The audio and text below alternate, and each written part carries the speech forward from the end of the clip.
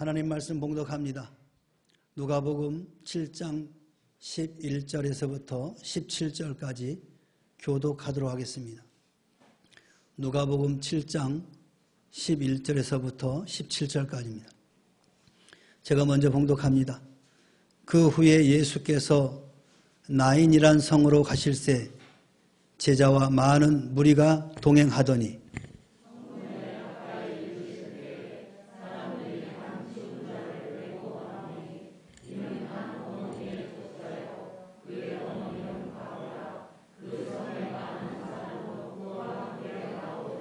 주께서 과부를 보시고 불쌍히 여기사 울지 말라 하시고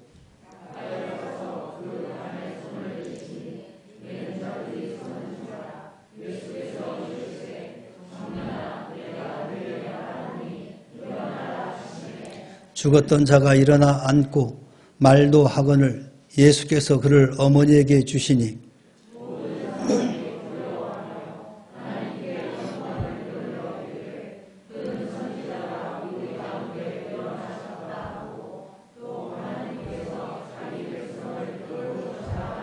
다 같이 예수께 대한 이 소문이 온 유대와 사방에 두루 퍼지니라. 아멘. 할렐루야. 우리 옆 사람과 인사합시다. 사랑합니다. 축복합니다. 여러분에게 물어보겠습니다.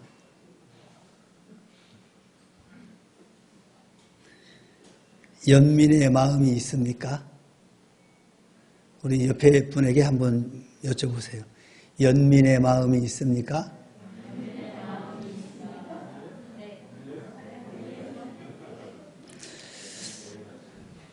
연민이란 마음은 말은 불쌍하고 가엾게 여기는 그런 감정, 이게 연민입니다. 다시 한번 여쭤보시기 바랍니다. 연민의 마음이 있습니까?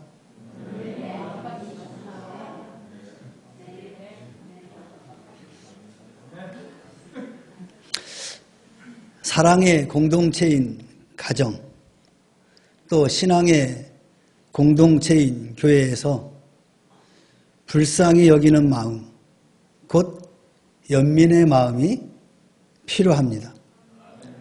어떠한 공동체라 할지라도 서로 불쌍히 여기는 마음이 없다면 그 공동체는 아주 삭막하게 될 것입니다. 왜 현대의 가정들이 합숙소 같이 되고 왜 교회들이 공적 일을 맡아보는 공공기관이나 또 사회영리단체나 비영리단체가 같이 될까요? 어떻게 하면 이런 살벌한 분위기를 우리가 바꿀 수 있을까요?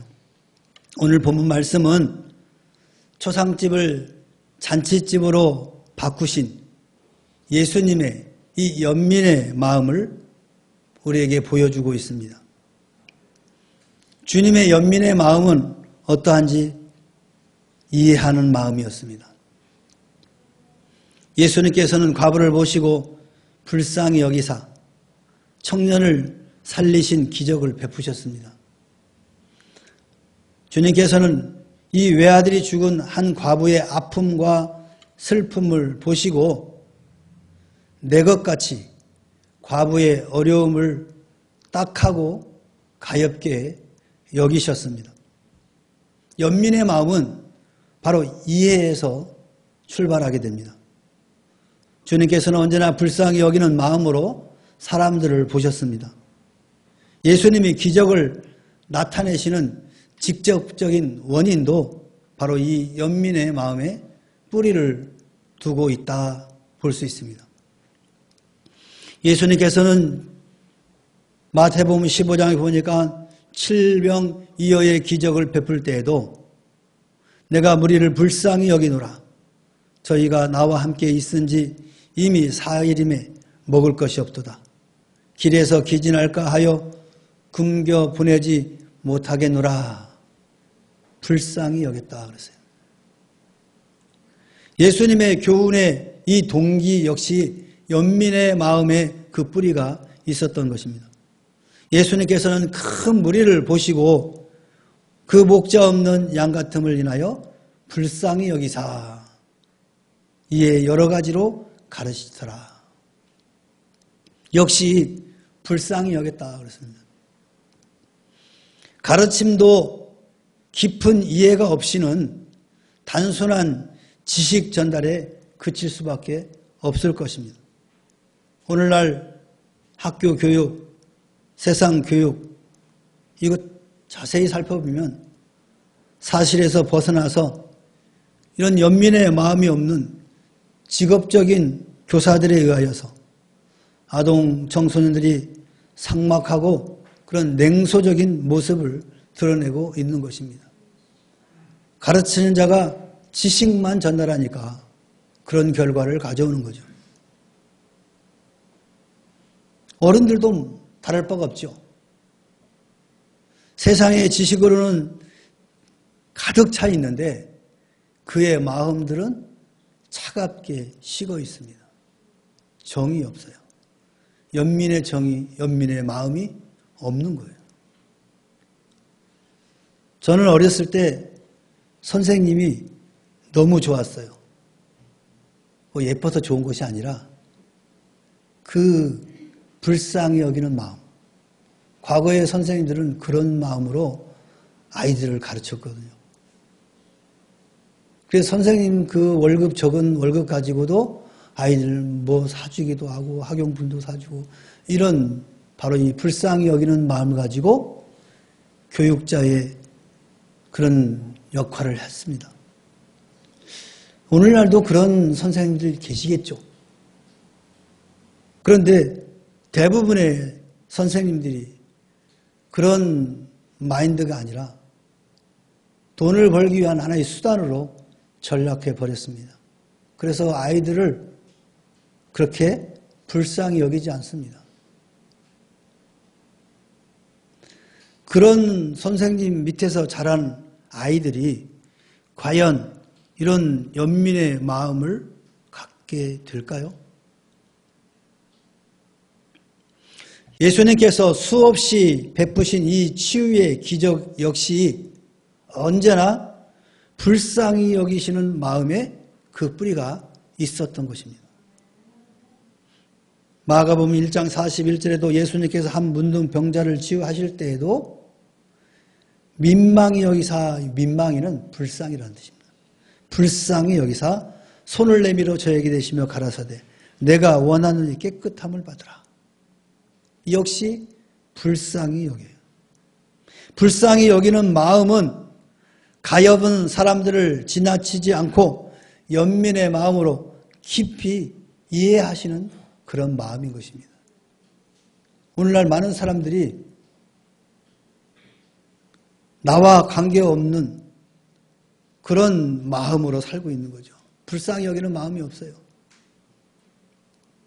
정치나 그렇고 경제도 그렇고 모두 자신의 이익을 위한 그런 모습들만 있지 정말로 어려운 사람들을 불쌍히 여기는 그런 모습들이 점점점 사라져가고 있다는 것입니다.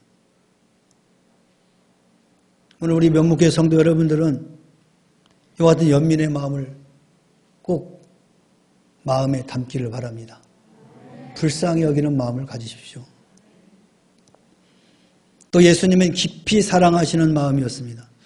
예수님께서는 과부의 슬픔이 기쁨으로 변하도록 이 죽은 청년을 살리셨습니다. 이는 이해의 차원을 넘어서 사랑해 주시는 모습이죠. 이해하고 그치는 것이 아니라 행동하는 사랑으로 문제를 해결해 주신 것입니다. 깊은 이해에서 깊은 사랑이 출발하는 겁니다. 예수님께서는 죽은 청년의 관을 사랑으로 만지시면서 그를 살리시고 그의 어머니 품에 돌아가게 하셨습니다.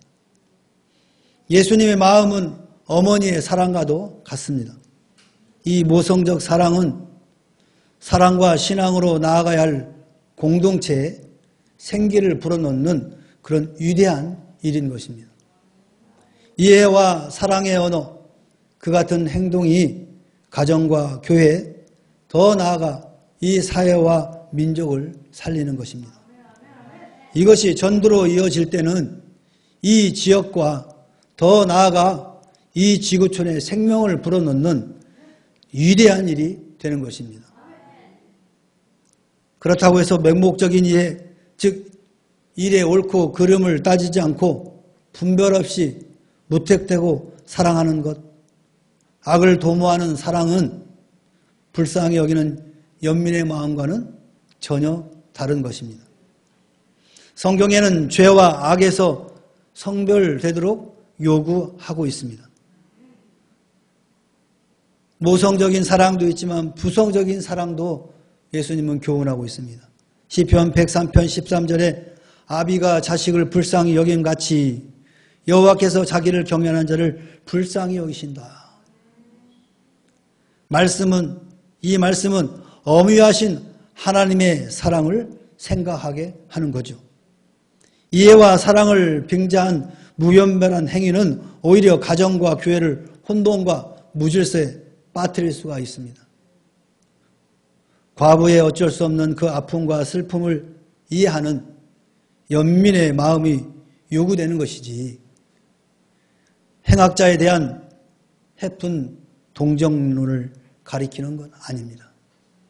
그러니까 오늘 우리들이 악한 행위를 하는 자에 대한 그런 동정이 아니라 어쩔 수 없이 어려움에 처한 아픔과 슬픔에 처한 그 사람들을 향한 불쌍히 여기는 마음, 이것을 여러분들이 소유해야 한다는 것입니다. 또한 깊이 용서하는 마음이었습니다. 원래 불쌍히 여긴다는 이 문자적인 의미는 자비의 자리에 둔다라는 뜻입니다. 자비의 자리에 둔다. 이것은 이 용어는 제사적인 용어라고 말합니다. 구약에서 쓰는 용어죠.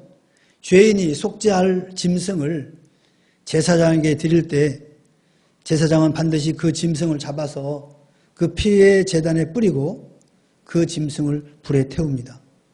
이 짐승의 죽음을 보면서 세리는 이렇게 말합니다.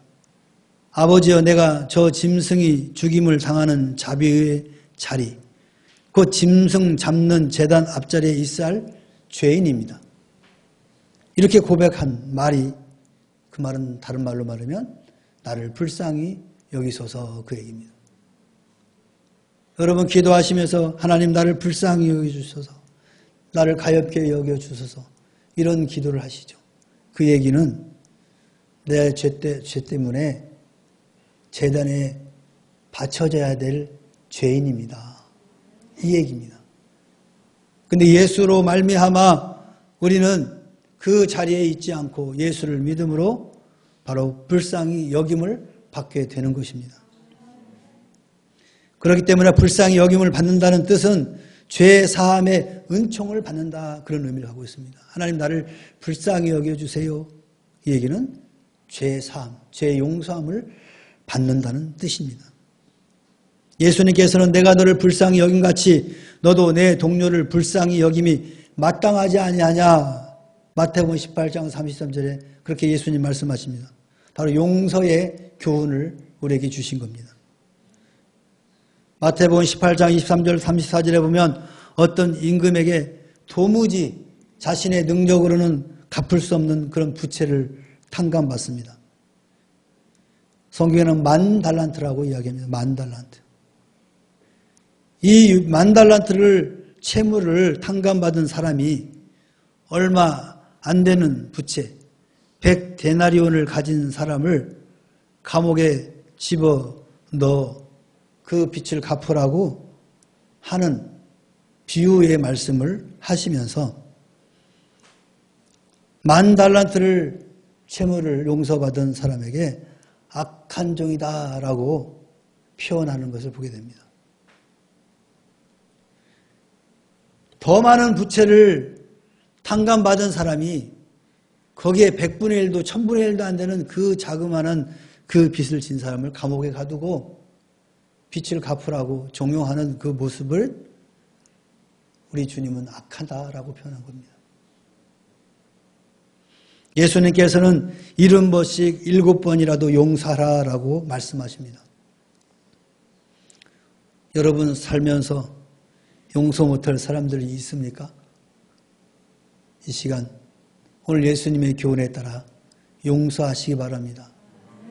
왜냐고요? 여러분 더 큰 부채를 주님으로부터 탕감받은 사람이기 때문에 용서하셔야 되는 겁니다. 그래야만이 여러분 악한 종이라는 책망을 듣지 않습니다. 여러분. 한 사람에 대한 이해와 사랑은 부채를 탕감하는 용서에까지 이르게 되는 것입니다. 죄는 사람이 용서할 문제가 아니라 하나님께서 용서하실 문제입니다. 그러나 부채는 우리가 용서할 부분입니다. 사랑의 빚을 진 사람들 여러분 용서하시기 바랍니다. 정신적으로 여러분을 괴롭힌 사람들이 있거든 그 또한 부채입니다. 용서하시기 바랍니다. 나에게 손해와 모욕을 끼친 사람이라도 용서하는 마음은 예수님의 마음을 따르는 것입니다. 우리 명목회 성도 여러분들은 이 땅을 살아가면서 용서하시면서 사시기 바랍니다. 정용서가 안 되면 죽을 수밖에 없는 나를 용서하신 그 주님을 생각하시면서 용서하시면서 사시기 바랍니다. 사람은 실수할 때가 있습니다. 또 의도치 않게 사람에게 손해를 끼칠 수 있습니다. 여러분 그거를 마음에 담고 두고두고 욕하고 원망하면 그 사람은 잘 됩니다. 그러나 여러분은 병듭니다. 아십니까?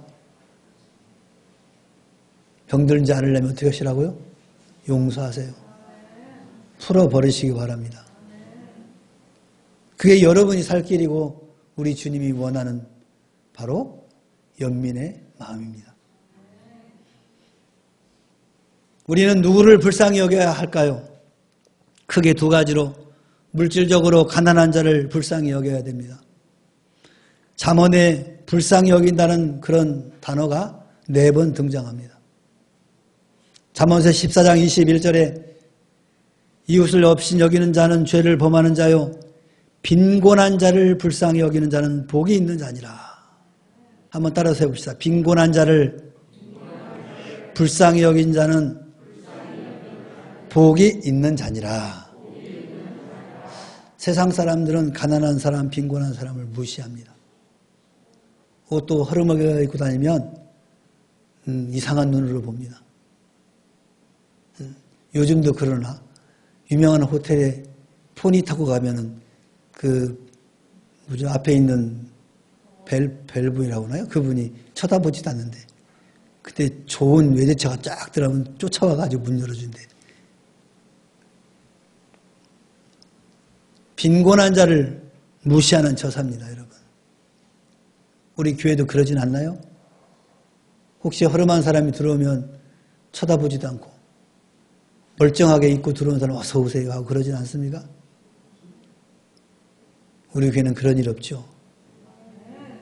없길 바랍니다. 앞으로도 영원히. 교회에 오는 사람들은 빈곤한 자입니다, 여러분. 그런 사람들을 불쌍히 여기시기 바랍니다. 더 한 번 손을 잡아주고 더 한 번 인사하고 더 한 번 안아주시기 바랍니다. 잠언서 14장 31절에는 궁핍한 사람을 불쌍히 여기는 자는 주를 공경하는 자니라 그러세요. 궁핍한 자 역시 가난한 사람이죠. 볼품없는 인생을 살아가는 사람이에요. 이런 사람들을 불쌍히 여기는 사람은 하나님을 공경하는 자라는 거예요.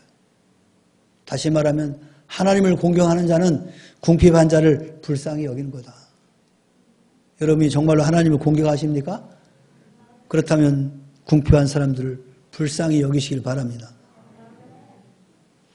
잠언서 19장 17절에는 가난한 자를 불쌍히 여기는 것은 여호와께 구워드리는 것이니 그의 선행을 그에게 갚아주시리라.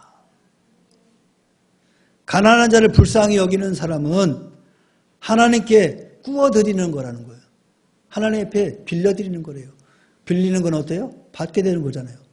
하나님께서 그의 선행을 그에게 갚아주신다. 가난한 자를 불쌍히 여기는 것은 선행이에요. 선한 행위. 그리고 하나님이 반드시 갚아주신다. 잠언서 28장 8절에는 가난한 사람 불쌍히 여기는 자를 왜요? 그 재산을 저축하는 것이니라. 가난한 자를 불쌍히 여기는 사람은 재산을 저축하는 것과 같다라는 거죠. 빈곤한 자, 궁핍한 사람, 그리고 가난한 자, 이런 사람들을 한결같이 가지지 못한 자에 대한 거죠. 이렇게 가지지 못한 자에 대한 연민의 마음을 잠언서 기자는 우리에게 요구하고 있는 거예요. 우리 사회에는 절대적인 빈곤감 그리고 상대적인 빈곤감 때문에 서로 정죄하는 그런 차가운 그런 기류가 흐르고 있습니다. 그래서 있는 사람은 더 있는 쪽을 향해서 하고 없는 사람은 더 없어서 힘들어하는 그런 양극화 현상이 일어나고 있습니다. 그러나 우리는 가진 자로서 구제와 너그럽게 용서하고 받아들이는 생활에 힘써야 될 줄로 믿습니다. 여러분들은 풍성하게 가지고 있습니다. 믿으십니까? 여러분은 절대적인 빈곤감에서 벗어난 사람들입니다. 아마 상대적으로는 빈곤하다고 할 수는 있겠죠. 절대적인 빈곤과 상대적인 빈곤은 뭐냐? 절대적인 빈곤은 국가에서 이 사람은 가난하다라고 정해놓은 그 수준에 사는 사람이 절대적인 빈곤이고, 상대적인 빈곤은 다른 사람과 비교해서 나는 가난하다라고 하는 사람이에요. 월급 500 받아도 1000만 원 사람 보면서 일단 저 사람보다 가난해. 이렇게 생각하는 사람이 상대적인 빈곤감입니다. 여러분은 절대적인 빈곤, 상대적인 빈곤이 없을 줄 믿습니다. 뭐라고 고백합니까? 나는 부자다. 한번 외쳐보시오. 나는 부자다. 왜? 하나님이 부자니까. 그 하나님이 우리 아버지시니까. 여러분 마음을 그렇게 가지시 바랍니다. 어떤 사람은 내가 볼 때는 별로 안 가난한데 막 가난하다고 죽는 소리 맨날 해. 그럼 그렇게 가난하다 가는 거예요, 그 사람은. 어떤 사람은 별로 없는 것 같은데 굉장히 그냥 자신감을 갖고 살아가는 사람이 있어요. 그렇게 사시기 바랍니다, 여러분. 한도 끝도 없어요, 여러분. 인간의 만족감은 그 한도가 없어요. 그 한도를 채우려고 살다 보면 힘들어 죽어. 그렇게 살다 가는 거예요. 그러니까 그렇게 살지 마시기 바랍니다. 이렇게 기도하세요. 물질적으로 가난한 자를 불쌍히 여기고 물질적인 가난한 자를 돕는 내가 되게 하옵소서.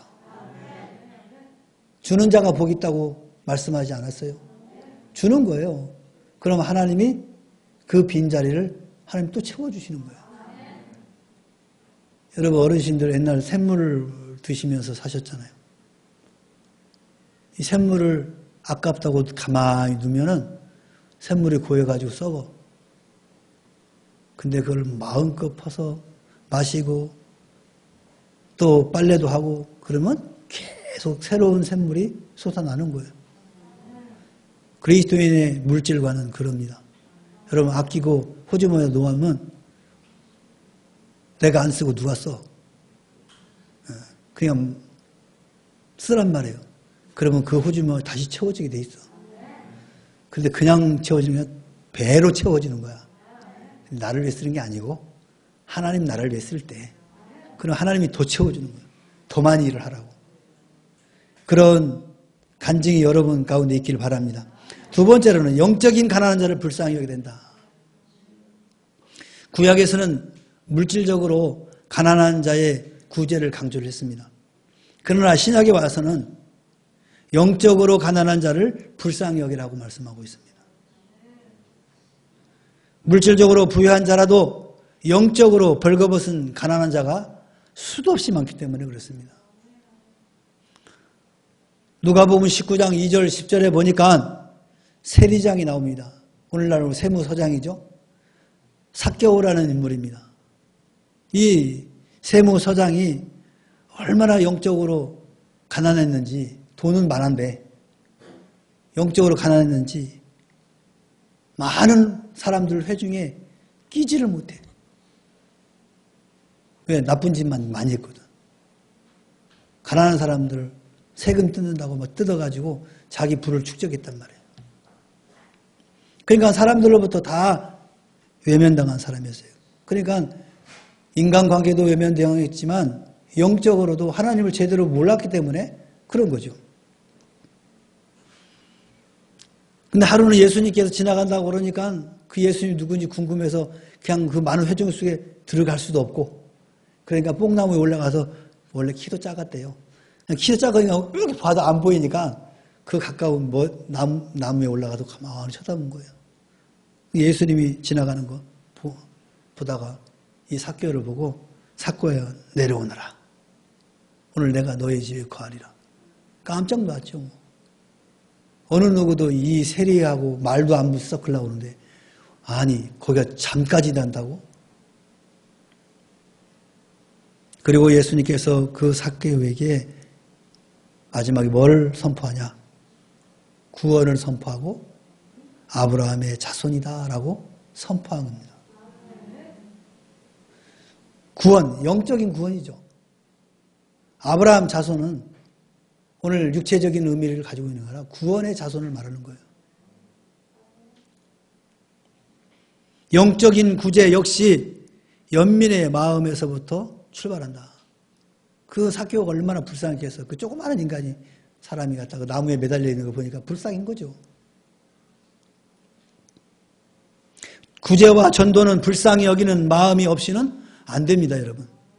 우리는 일만 달란트 빚진 자처럼 자신은 불쌍히 여김을 받고도 남을 불쌍히 여기지 않습니다. 이건 악한 모습이죠. 빈곤한 자를 불쌍히 여기는 자는 복이 있는 자다라고 잠언서 14장 22절에 분명히 말씀했습니다. 가정이 깨어지고 교회가 냉랭해지고 직장이 얼마나 더 피곤해지고 있습니까? 이것은 사랑이 급속히 식어가고 있다는 증거입니다. 종말의 현상이 현실적으로 심각하게 다가오고 있는 것입니다. 사랑하는 성도 여러분, 나인성 과부를 불쌍히 여기시고 그녀의 아들을 살려서 초상집이 잔치집이 되게 하신 이 주님의 연민의 마음을 여러분의 마음에 담으시길 바랍니다. 그리고 재현하시는 성도 여러분 되시고 약속 있는 축복을 누리시기를 주님의 이름으로 축원합니다. 축원합니다. 찬양합시다. 예수 나의 치료자.